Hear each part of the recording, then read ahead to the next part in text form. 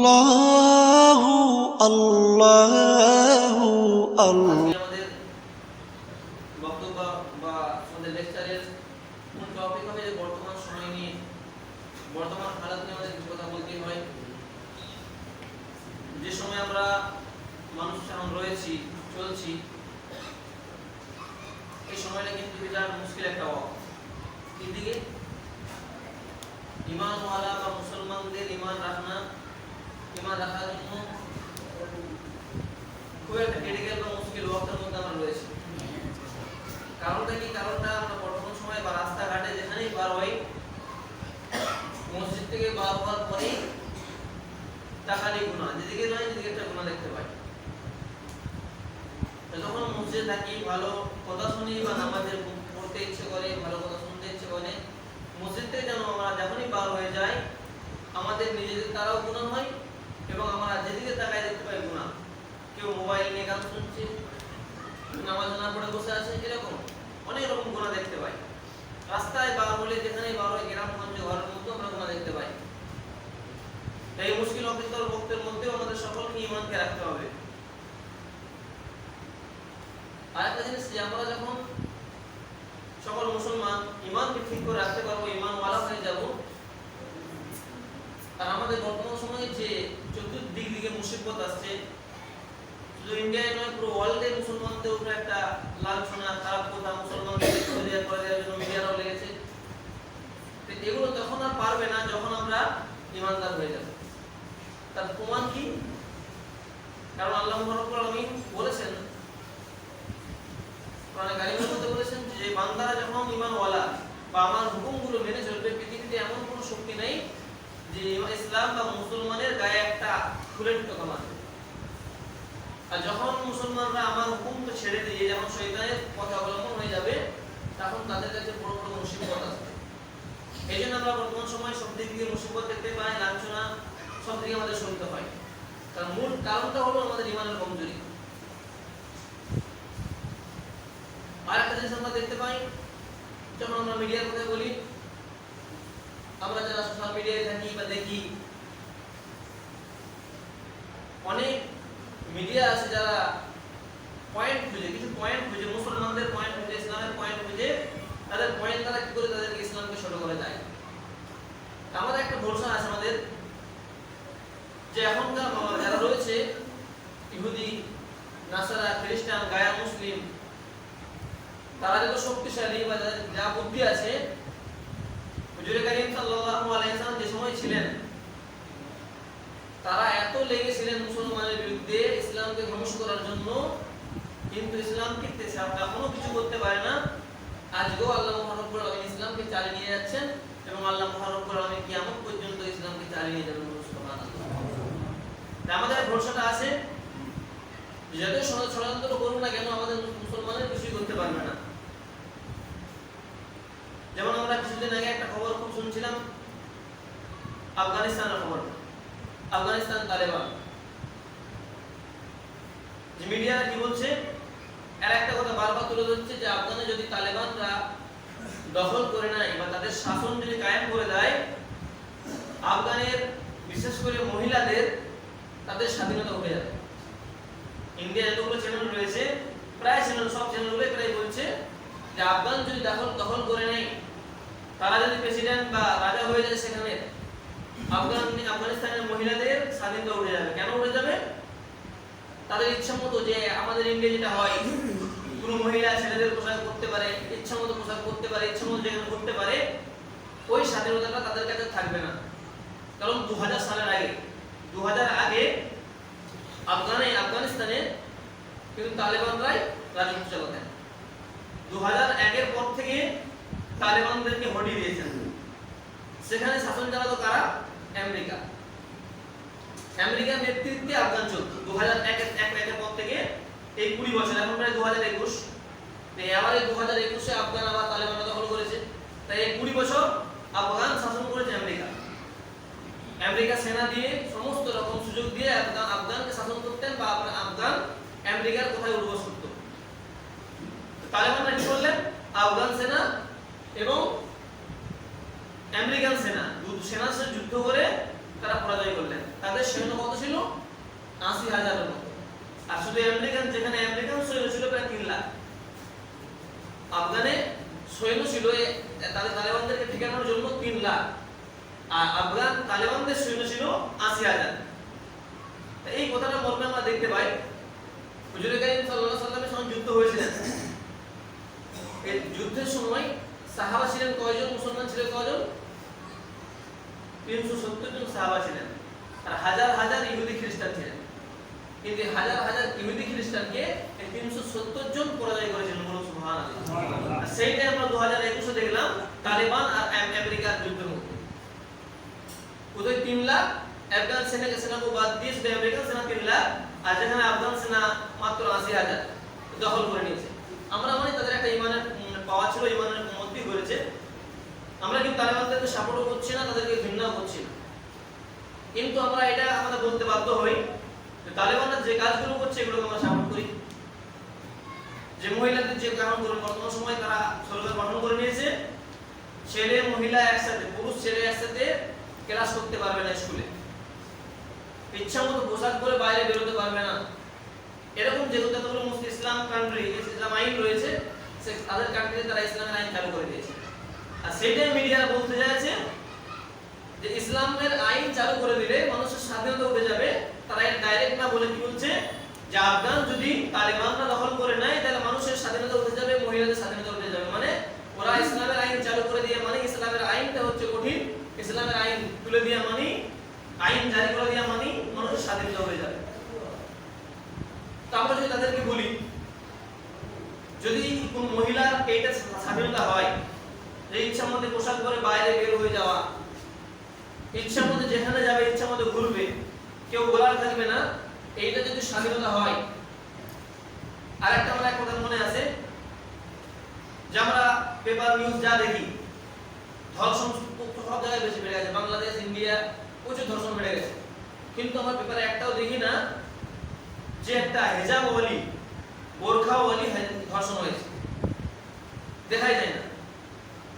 কারণ আল্লাহ রাসূল বলেছেন যে আল্লাহর হুকুম যদি কেউ মেনে নেয় সেখানে কোনো দিক দিকে বিভ্রান্ত মানুষকে পড়তে হবে না। একটা মহিলা যদি হেজাব করে যেত, হেজাবের প্রতি একটা ছেলে, আমরা নিজেরা মনে মনে, আমরা একটা পুরুষ আমরা মনে মনে করে দেখি একটা যদি মহিলা আমাদের সামনের দিকে, যতই আমরা মনে হবে যে একটা সামনের দিকে যদি একটা মহিলা ছোট কাপড় পরে যায়, লম্বা কাপড় পরে যদি যায়, আমার মনের মধ্যে খারাপ একটা চিন্তা হবে, ধারণা হবে। কিন্তু একটা মহিলা যদি হেজাব পরে যায়, এই খারাপ চিন্তাটা কিন্তু আমার মধ্যে আসবে না, আমরা সকলেই জানি। আর আল্লাহ রাব্বুল আলামিন ওরকম মহিলাদেরকে আল্লাহ নিজে প্রোটেক্ট করেন। 3 বন্ধু এক জায়গায় বসে আছে, এক মহিলা পার হয়ে যাচ্ছে এর বন্ধুর সামনে দিকে, যে ছোট পোশাক পরে 3 বন্ধুই টনকাবে তাদের এই মহিলাকে। কিন্তু একটা যদি হেজাব ওয়ালি পাওয়ার করে যায়, যে 2 বন্ধু টন মারে, এক বন্ধু বলবে মহিলা ভালো, দেখতে মনে হয় হেজাব পরে যাচ্ছে, ওকে নিয়ে খারাপ চিন্তা করে না। তা এই খারাপ ছেলেগুলোর মধ্যে আল্লাহ রহম ঢুকিয়ে দিলেন, কিসের জন্য? মানে হেজাবের ওসিলায়। আমরা যদি দেখতে পাই যে মুসলমানের এই আইনগুলো যদি কঠিন হয়, যে হেজাব পরা হচ্ছে মানে মেয়েদের স্বাধীনতা উঠে যায়, ইচ্ছা মতো ছেলে পুরুষ দিয়ে ঘোরা ইচ্ছে এটা স্বাধীনতা উঠে যায়, যারা এই কথাগুলো বলে তাদেরকে যদি আমরা প্রশ্ন করি যে তোমার স্ত্রী বা তোমার বোনকে যদি একটা ছেলে এসে বলে যে তোমার স্ত্রীকে দাও বা তোমার বোনকে দাও, আমি নিয়ে তাকে বেড়াতে যাব, কিন্তু এই মানুষটা জীবনও বলবে কি না নিয়ে যাও? জীবনও কেউ বলবে না, কারণ সেও তো তার দিদি বোনের বা তার স্ত্রীর স্বাধীনতা কেড়ে নিল। ও স্বাধীনতায় ঘুরতে যাবে অন্য ছেলের সাথে, যেখানে মন তাই ঘুরতে যাবে, তুমি তাকে বাধা দিচ্ছ, তো তুমি তার স্বাধীনতা কেড়ে দিচ্ছ। যদি কেউ বলে ইসলামের হেজাবটা পরে এদের একটা স্বাধীনতা, আমরা ইচ্ছা মতো পোশাক করতো, ইসলামের আইন বললো তোমরা হেজাব করো, তাহলে ইসলাম তাদের স্বাধীনতা কেড়ে নিল, সেইটা সেম আমরা যদি সেই জায়গায় লাগিয়ে দিই, কোন পুরুষ যদি কোনো মহিলাকে বলে তোমার বোনকে দাও, তোমার স্ত্রীকে দাও, আমি বেড়াতে যাবো, তুমি যদি বাধা দাও, তাহলে তুমি তোমার বোন বা তোমার স্ত্রীর পক্ষে তুমি তার স্বাধীনতা কেড়ে নেবে, তার ঘুরতে যাওয়ার ইচ্ছা তুমি দিলে না। একটা দিক দিয়ে আমরা জানতে পারি যে এটা আমরা স্বাধীনতা মনে করি, হেজাব পরাটা কি মনে করি? তাদের স্বাধীনতা কেড়ে নেওয়া নয়, বরং তাদেরকে আমরা সম্মান দিয়েছি। আল্লাহ রাসূলের সময় আইয়ামে জাহিলিয়াতে যেমন বিশ্বনবী আছে না, সেইটাকে বলা হতো আইয়ামে জাহিলিয়াত, মূর্খ বর্বরতার যুগ। এই সময় মহিলাদের কোনো স্বাধীনতা তাদের কি ছিল না, ইজ্জত ছিল না, তাদের মান সম্মান কি ছিল না, তাদেরকে সম্মান বলে কিছু জিনিস ছিল না। এমনকি যদি কোনো ঘরে কোনো মহিলা কোনো একটা মেয়ে জন্মগ্রহণ করতো, সেই বাবা মানুষের কাছে মুখ দেখাতে লজ্জা হতো যে আমার ঘরে আজ মহিলা জন্ম হয়েছে, আমার মেয়ে মহিলা হয়েছে, আমার একটা মানুষের কাছে মুখ দেখা বা মানুষকে বলা আমার লজ্জার কারণ। একটা মহিলা হুজুরে কারীম সাল্লাল্লাহু আলাইহি ওয়াসাল্লাম আসার পরে কি বললেন, যে ঘরে মহিলা আসলো তার ঘরে আল্লাহর রহমত নেমে গেল, সুবহানাল্লাহ, সম্মান দিয়ে দিলেন।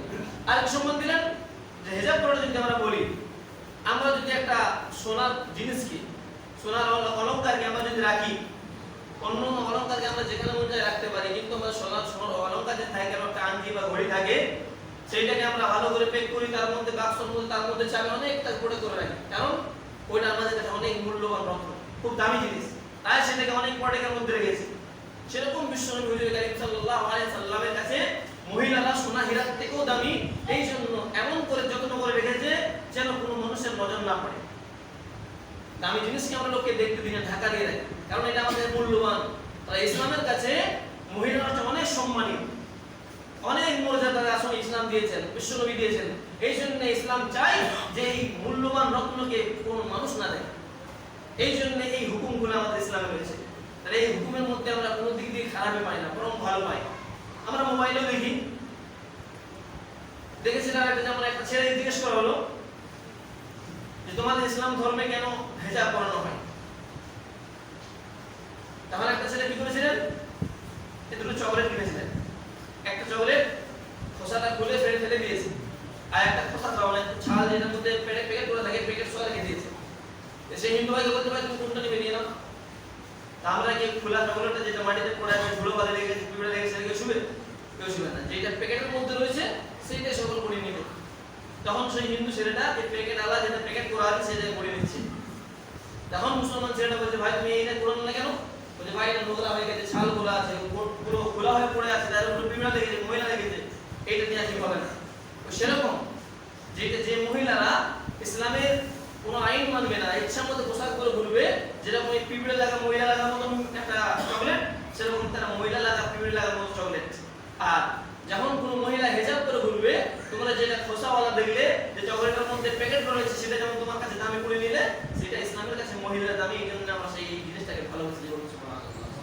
তো এই দিক থেকে দেখতে চাই যে বিশ্বনবী বা ইসলাম যে জিনিসগুলো শিখিয়ে দিয়ে গেছেন, বিশ্বনবী বা ইসলাম যে জিনিসগুলো শিখিয়ে দিয়ে গেছেন, সেই জিনিসগুলোর প্রতি শুধু আমার মতো সাধারণ মানুষ নয়, কিছু মুসলমান বিরোধী নয়, বড় বড় বৈজ্ঞানিকরা এগুলোর ভুল তথ্য প্রমাণ বের করার জন্য অনেক চেষ্টা করে, আজ পর্যন্ত কেউ পারে না এবং কিয়ামত পর্যন্ত কেউ পারবে না। এই জন্য আমরা প্রাউড ফিল করি, আমি প্রাউড মুসলিম কেন বলি, এই কথা আমরা কেন প্রায় বলি, যে আমরা শুধু মনে মনে বলি যে আমরা মুসলমান হয়েছি, আমাদের দল ভাই এই না, এরকম মুসলমান প্রাউড এই নয়। আমাদের ইসলামটা শুধু একটা থিওরিটা, বড় বড় ডাক্তার পদ্ধতি থিওরি, যেরকম আইন, খাওয়ার আইন, আল্লাহ রাসূল বলেছেন যেদিকে কোনো ব্যক্তি যদি সুন্নত মোতাবেক আমল করে, খাওয়া দাওয়া চলন ফেরন, তার পেটের মধ্যে কোনো রকম ব্যাধি আসবে না, রোগ আসবে না। আমাদের ইসলামের আইন খাওয়া কেমন, যখন তোমার খিদে লাগবে, কোনো জিনিস যখন খাবে, সে খাওয়াটাকে 3 ভাগ করে নাও। এক ভাগ খাও, পেটকে 3 ভাগ করে, এক ভাগ খেতে হবে, এক ভাগ পানি, আর এক ভাগ খালি রাখতে হবে, তোমার ইবাদত বা চলাফেরায় যেন কষ্ট না হয়। আমরা যখন অতিরিক্ত খেয়ে নিয়ে আমাদের চলাফেরায় মানুষের কথা বলতে ইচ্ছা হয় না, বলতে ঘুম নালিশ আসে। তাই ইসলামের আইনটা যদি মানতাম, তাহলে আমাদের এই খারাপ জিনিসগুলো, আমাদের বদ হজমে কিছুই আসতো না। এই জন্য আমরা দেখতে চাই যে ইসলামের আইনটা হচ্ছে একটা বিরাট বড় ডাক্তারি পদ্ধতি আইন। এই জন্য আজ পর্যন্ত কেউ ভুল বের করতে পারে না এবং বের করতেও পারবে না। আর আমরা একটা জিনিস জানি, বর্তমান সময়ে আমরা যেগুলো দেখি বা আমরা এতগুলো আমাদের অভিজ্ঞতা জানি, আর যারা ইতিহাস পড়ে তারাও জানে যে মুসলমানের সব থেকে ক্ষতি করেছে কারা। ইসলামের সব থেকে ক্ষতি করেছে আমাদের পশ্চিমা দেশগুলো। আমাদের পশ্চিম দিকে যে দেশগুলো আছে, এই পশ্চিমা দেশগুলো আমাদের মুসলমানদের এখন থেকে নয়, হুজুর কারীম সাল্লাল্লাহু আলাইহি ওয়াসাল্লাম বছর আগে থেকে এরা ধ্বংস চেয়েছে, মুসলমানকে মিটাতে চেয়েছে, বিরোধিতা করেছে, এখনো পর্যন্ত তারা বিরোধিতা চালিয়ে যাচ্ছে এই আমাদের পশ্চিমা দেশগুলো। এবং পশ্চিমা কয়েকটা দেশের জন্য কোরআন শরীফে আয়াত নাযিল হয়েছে। যেমন আমরা আলেম সেকেন্ড ইয়ারে পড়েছি, আলেম সেকেন্ড ইয়ারে পড়ানো হয়েছে, আমরা সবাই যারা আপনারা পড়েছেন সূরা বুরুজ, এই সূরা বুরুজে একটা আয়াত রয়েছে আসহাবুল উখদুদ। এই আসহাবুল উখদুদের ব্যাখ্যায় তাফসীরে জালালাইন আমরা পড়েছি আসহাবুল উখদুদের ব্যাখ্যা একটা বিরাট বড় ব্যাখ্যা। সেই ব্যাখ্যায় তুলে দেওয়া হয়েছে আরবের পাশে একটা কান্ট্রি, ছোট একটা দেশ আছে, সেটা হচ্ছে ইয়ামান প্রদেশ। ইয়ামান দেশ আরবের পাশে একটা দেশ। ইয়ামান, তারপর ওমান, তারপর কাতার, তারপর দুবাই আছে। আরবের পাশে যে দেশটি, এই দেশটির নামে কোরআন শরীফও আছে। এই ইয়ামান প্রদেশের এক বাদশা ছিল, তার নাম হচ্ছে ইউসুফ জুনওয়াস। নামটি শুনলে মুসলমান মনে হয়, কিন্তু কাট্টা কাফের। ইউসুফ জুনওয়াস বাদশা ছিলেন ইয়ামান প্রদেশে। ইয়ামান প্রদেশে কি করেছিলেন? তিনি যারা মুসলমান ধর্ম গ্রহণ করেছিলেন, এরকম ইসলাম মুমিনদেরকে 20,000 মুমিনকে গর্তের মধ্যে বড় বড় গর্ত করে তাদেরকে ফেলে দিয়েছেন এবং সেখানে আগুন জ্বেলে দিয়েছিলেন। 20,000 মুসলমানকে মেরেছিলেন ইয়ামানের প্রদেশের বাদশা ইউসুফ জুনওয়াস। এক মহিলা সেই সময়, সেই সময় ইউসুফ জুনওয়াস যে সময় মুসলমানদেরকে পুড়িয়ে দিচ্ছিলেন, এই সময় এক মহিলা, তার কাছে একটা শিশু বাচ্চা আছে, তাকে বলছে তুমি আগুনে লাফ মারো, নাহলে আমরা তোমাকে বাধ্য করবো আগুনে লাফ মারতে। একটা মহিলা নিজের জানকে পরোয়া করে না, তিনি এক সন্তানকে বেশি ভালোবাসেন, যে আমি পুড়ে যাবো এটা আমার কষ্ট নয়, আমি আমার ছোট সন্তানকে নিয়ে কি করে আগুনে লাফ মারবো, আমার চোখের সামনে আমি সন্তানের পুড়ে যাবে এটা কি করে দেখবো। দুটো তার কাছে পথ খোলা ছিল, ইসলাম ছেড়ে দাও নাহলে তোমার সন্তানকে তুমি আগুনে লাফ মারো। এই ক্রিটিক্যাল সিচুয়েশনের সময় তার মহিলার মধ্যে ঈমান ছিল, তাই কিন্তু বলেনি যে আমি ইসলাম ছেড়ে দিচ্ছি। তিনি সেখানে নাও বলে না, হ্যাঁও বলে না। সুবহান আল্লাহ রাব্বুল আলামিন এই 25 সন্তান মুসলমানকে বলে দিয়েছিলেন। এই সন্তান বলেছিলেন, মা তুমি ইসলাম ছেড়ে এর দলে হয়ে যেও না, বরং তুমি আগুনে লাফ মারো, আল্লাহ রাব্বুল আলামিন হেফাজত, আমাকে হেফাজত আল্লাহ রাব্বুল আলামিন করবেন। বলুন সুবহানাল্লাহ। এই সময় এই মহিলা তার সন্তানকে আগুনে নাম মেরেছিলেন। তাই ইউসুফ জুনওয়াস যে কথা বলছেন, ইয়ামান প্রদেশের ইউসুফ জুনওয়াস এরকম 20,000 মানুষকে মেরেছিলেন। আরো একটা আয়াত রয়েছে আমরা আলাম তারা গায়ে যে আমরা পড়ি সূরা, এর নাম সূরা ফিল। এই সূরা ফিলে একটা আয়াত রয়েছে আসহাবুল ফিল। এই আসহাবুল ফিলের ব্যাখ্যায় এটা তফসিরে জালালাইনে আছে। আসহাবুল ফিলের ব্যাখ্যায় একটা আমাদের পশ্চিমা দেশের একটা বিরাট ইতিহাস রয়েছে। আসহাবুল ফিলের ব্যাখ্যা কি আছে? আসহাবুল ফিল যখন এক বাদশা কাবা শরীফকে ধ্বংস করতে আসছিল, কিছু পাখি আল্লাহ পাঠিয়েছেন, আবাবিল পাখি। আসহাবুল ফিল, ফিল মানে পাখি, আরবিতে বলা হয় তয়রুন পাখি। এই আবাবিল পাখি পাঠানো হয়েছিল সে সময়। এই আবরাহা বাদশা যখন কাবা শরীফকে ধ্বংস করতে আসছিল, এই পুরো ঘটনাটা এই আসহাবুল ফিলের ব্যাখ্যায় রয়েছে। কেমন করে আসছিল, কি কি ধারণা আসছিল, তাদের কতগুলো হাতি ঘোড়া নিয়ে আসছিল, সব ব্যাখ্যায় আসহাবুল ফিল এতটুকু আয়াতের ব্যাখ্যায় রয়েছে। আমরা দেখতে পাই যত মুসলমানদের ক্ষতি হয়েছে এই পশ্চিমা দেশের কারণে। আর আমরা বর্তমান সময়ে আমরা কি করি, এই পশ্চিমা দেশের কারণ এদের কি অনুসরণ আমরা করি, কেমন অনুসরণ করি? পশ্চিমা দেশ একটা আমেরিকা। আমাদের চোখের কথা বলি, একটা ছেলে, একটা লোক বাইরে থেকে আসছে, খুব দামি দামি একটা শুট করেছে, ব্লেজার কোট গায়ে দিয়ে আসছে, আমরা কি মনে করি? খুব ধনী ব্যক্তি, খুব দামি ব্যক্তি। আর পোশাকটা কি আমেরিকার পোশাক কিনে, ইসলামের পোশাক এক নয়। ইসলামের পোশাক জুব্বা, টুপি, পাগড়ি গায়ে ইসলামের পোশাক। আর যখন এরকম একটা বাইরে লোক আসে, আমরা কি বলি? খুব দামি ব্যক্তি, খুব ভদ্র ব্যক্তি। তাদেরকে এই যে এদের পোশাকটাকে দেখে আমরা খুব তাদেরকে নাম করে দিলাম, কারণ তাদেরকে আমরা ফলো করি, তাদের গোলাম হয়ে গেছি। এক ব্যক্তি খাচ্ছে, একটা দস্তরখানা বিছিয়েছে, ভাত খাচ্ছে মাটিতে বসে। মনে করবে যে একটা মানুষটা বিরাট বড় ডক্টর, শিক্ষিত হয়, মানুষ মনে হয় ফকিরের খাদ্য এটা। এই যে দস্তরখানা মাটিতে বসে বসে খাচ্ছে, কিন্তু এক ব্যক্তি কিছু জানে না, পোশাক ভালো, টেবিল চেয়ারে বসে বসে খাচ্ছে, মানুষ বলে বিরাট ধনী ব্যক্তি। আর খাওয়াটা দেখো কত সুন্দর। কারণ আমাদের মনের মধ্যে আমেরিকার গোলাম ঢুকে গেছে। আমেরিকার যেটা করছে আমরা ফলো করছি, এদেরকে জিনিসটা গুলো দামি, আর ইসলামের জিনিসগুলো আমরা কম দিই। আবার একটা জিনিস দেখি যে একটা কিছু মানুষ যেটা ভাবে, some people thinking that person who can speak and read in English, যে ব্যক্তি একটা ইংরেজিতে কথা বলবে, কিছু মানুষ ভাবে যে ব্যক্তি ইংরেজিতে কথা বলবে he is a very educated person, সেই মানুষ মনে হয় খুব দামি শিক্ষিত ব্যক্তি। আমাদের সামনে ঢুকাই যদি কোনো ব্যক্তি এসে দুই চারটা ইংরেজি বলে মানুষের সামনে, আমরা ভাবি এই মানুষ বিরাট শিক্ষিত ব্যক্তি, তার সম্মান অন্যরকম, তার কোথায় রাখবো, কোন জায়গায় দেবো, কেমন বেডে তাকে সই করবো, আমরা হাতে মাথা লেগে যায়, কারণ শিক্ষিত ব্যক্তি।